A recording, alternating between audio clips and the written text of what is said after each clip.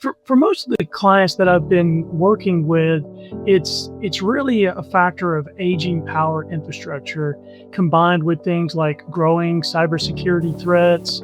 It's increasingly difficult for our clients to manage this risk regarding everything from being able to replace components because they can't find them anymore, or in many cases, not having staff to be able to work on components that are so old, they just don't have the right people in place that have the knowledge of working on these 50-year plus components. Really finding the right modern technology to replace the existing stuff is obviously an important thing.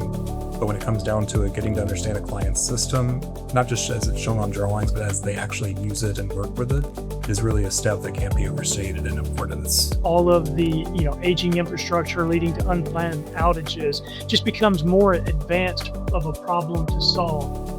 Key components can include anything from a microgrid as a whole, which could involve a lot of different pieces of technology. It could involve battery energy storage systems. It could involve solar PV. Wind is an option in some locations. I think battery storage is really a hot ticket item right now. There's been many advances in the technology as a whole, and I think it's going to play a key role in the future.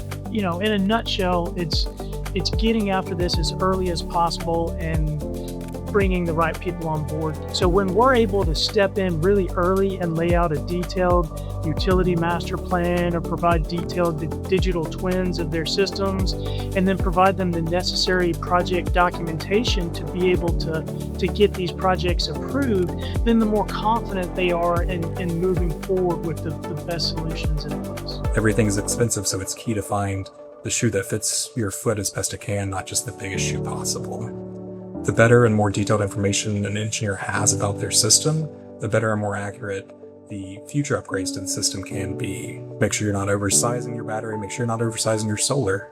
Most clients are seeing a huge reduction in their workforce. Combine that with a steep demand in power requirements, whether it's things like data centers or things that are coming online that have a much higher power requirement. All of those make it now being the right time to get after this problem. So, if their power infrastructure challenges are going to get much more complex and risky if the corrective actions and the new smart grids and the new microgrids and all of the modernized power grid elements are not put in place and they're just continuing to be deferred, then ultimately they're just going to have much more complex problems that they have to get after. So now is the right time to get after it.